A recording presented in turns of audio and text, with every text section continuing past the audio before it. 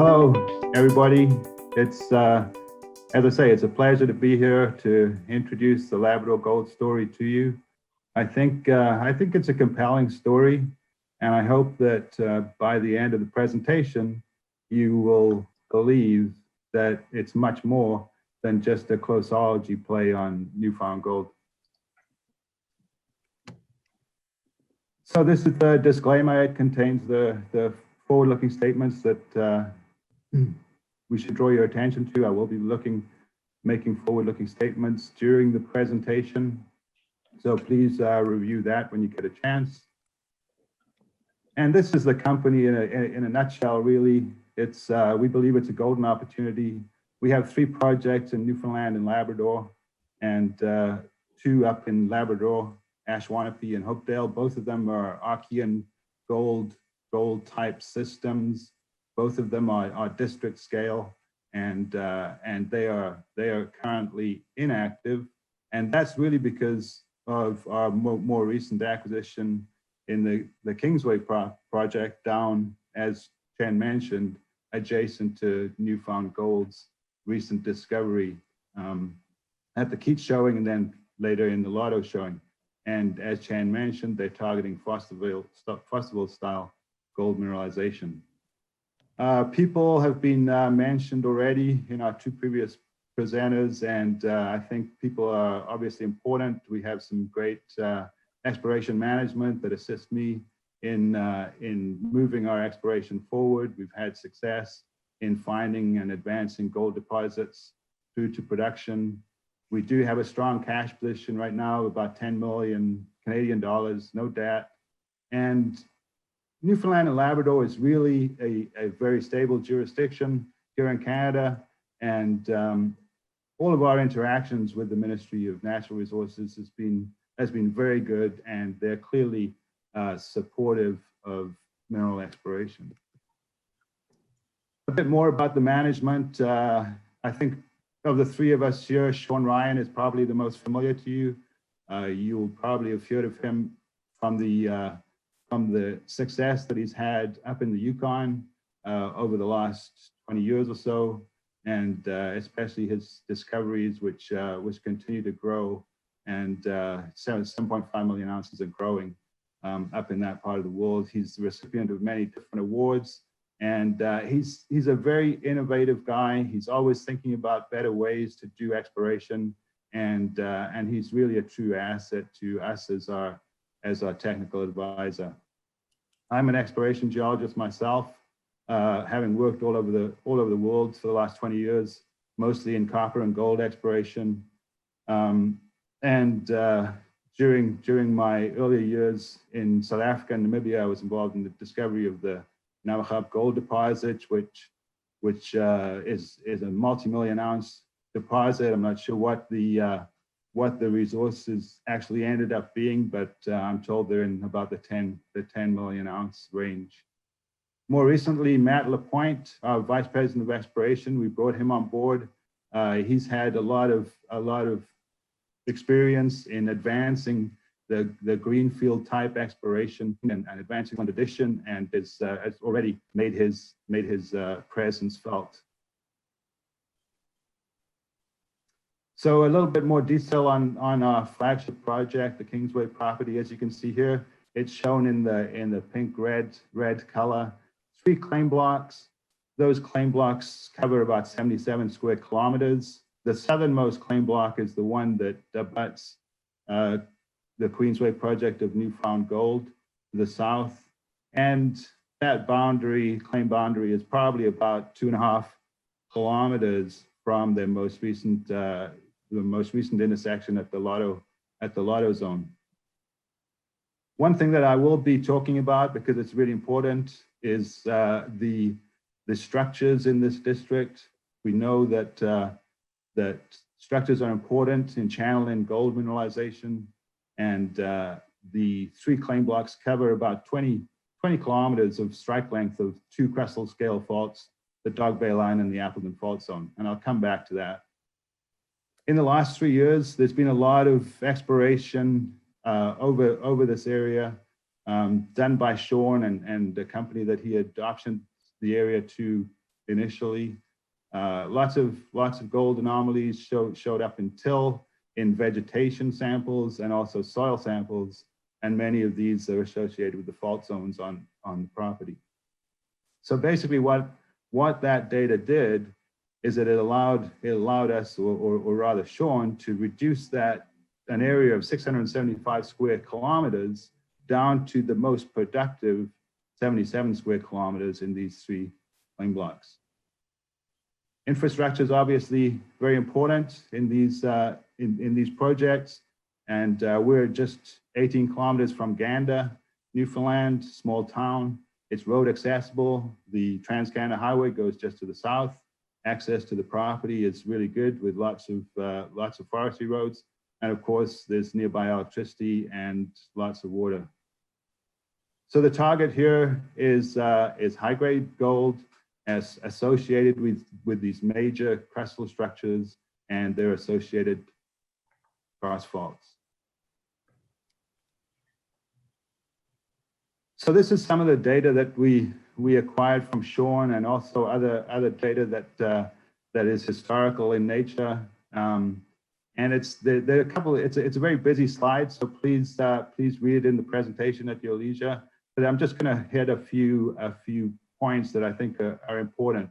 Obviously, the faults, the structures are important, and you can see that down in the bottom left of the slide there. You can see the Lotto zone and the Keats zone intersections from Newfound Gold, and you can see that black line going through there. That's the trace of the Appleton Fault Zone, and you can see the clustering of those yellow stars, which are gold occurrences, all along that fault zone.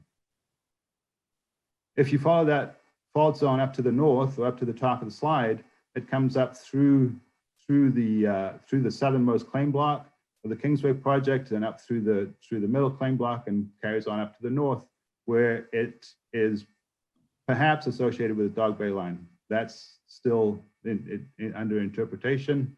But one of the other things that I wanted to point out on this slide is the large number of anomalies that we can see, and these are widespread anomalies in all kinds of different sample media, and that's also important. If you start at the top, in the northernmost claim block, you see lake sediment samples in blue. Some of the highest gold values in lake sediments come from that area. And then working our way south, we see gold anomalies in till, in soil, and then down on the southern block, we see heavy mineral concentrates and gold anomalies in vegetation. One of the things to note is that many of these anomalies are associated with the Appleton Fault Zone or the Dog Bay line. So we're seeing these major structures being lit up with gold anomalies. So that's something that we think is very encouraging. There's a lot of ground here to cover, and we've been working there now for the past 4 months, and I'll get into what we've been doing shortly. So I won't go through all the historical work there. You can read that, but there's a lot there. There's a great geochemical database, and it's something that we're using to guide our exploration going forward. This gives you a little bit more color in some of the anomalies that we had from that previous slide. It breaks them out a little bit. This is essentially gold in soils and gold in vegetation. So again, you can see the main point I want to show here is the association of these anomalies with major structures. It's what we expect. It's what we like to see, and I think we've got some good targets here that we are busy following up. And I think that what these anomalies along these structures say is that these structures have excellent potential for gold deposits associated with their strike length.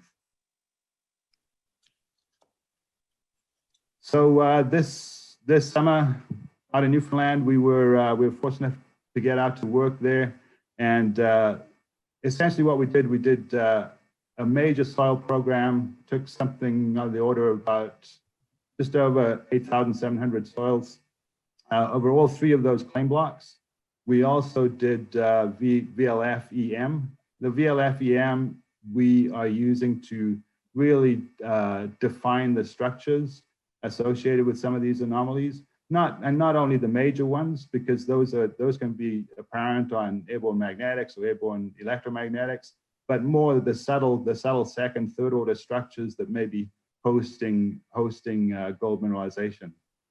So this slide here shows you the gold anomalies on part of the southern claim block, shown in the red areas, and again they're associated with faults, structures, cross structures, and in one case down across the middle of the slide, they're associated with a shear zone that was found by our geologists, and that shear zone extends over about 2.5 kilometers, and there are some significant gold in soil anomalies associated with it. So with the soil geochemistry in combination with the VLF-EM, we're now started a RAB drilling program. We're permitted to drill up to 2,600 meters in 30 holes. You can see there the areas that we're looking at drilling. There are five areas that are permitted. All of them are good targets, and they extend over 12 kilometers of strike length, and include two of the known showings on the property, the Cracker and the Appleton #2 showing down in the south. So right now we finished about 10 holes, and we finished holes on area 1 and area 2. I think we still have a few left on area 2 before moving down to Appleton #2 showing in area 3. And really what we're doing here is we're not doing anything new, because the discoveries that were made in the past in this district were made by following up gold in soil anomalies associated with VLF-EM conductors. And that's exactly what we're looking at here. So it's not anything new. We're following a tried and true strategy, and we're going to carry on doing that. All right, so this is what our exploration looked like at Kingsway. Over the summer, we finished the soil sampling. The ground mag and VLF is still ongoing. And as I mentioned, that we're using to delineate the structures under cover. We have completed a controlled source audio magnetotellurics. That's a big word, but it's a CSAMT survey. And the reason for that is to really try and get a handle on that Appleton fault zone, which is controlling gold mineralization in the district at depth, and to really be able to target that fault zone. So we should have results of that out soon. And prospecting and mapping is still ongoing, and obviously our drill program is still ongoing. We probably have about another month of drilling in that current program. Here's the share breakdown. Right now, as of a few days ago, the share price was 46.5. I think it was up a little bit today, as were many gold companies. Market cap of just over 47 million, issued and outstanding shares just over 100, and warrants, options for a fully diluted figure of about 150 million. As I mentioned, no debt, 10 million in the bank. And one of the things that I would point out is that Palisades Gold Corp, who are the major shareholder of Newfound Gold, recently did a private placement into Labrador Gold, and that private placement made them an insider with 13.57% of the company. And we obviously take that as a good sign, because they know what Newfound Gold have. They're familiar with what they're doing, and I think they believe, as do we, that the Kingsway property has an excellent potential, and that it's part of a district play that's really only just getting started. And with that, thanks for your attention. And I just draw attention here to the Newfoundland Labrador Ministry of Natural Resources and their assistance program for helping us with exploration at the Kingsway property.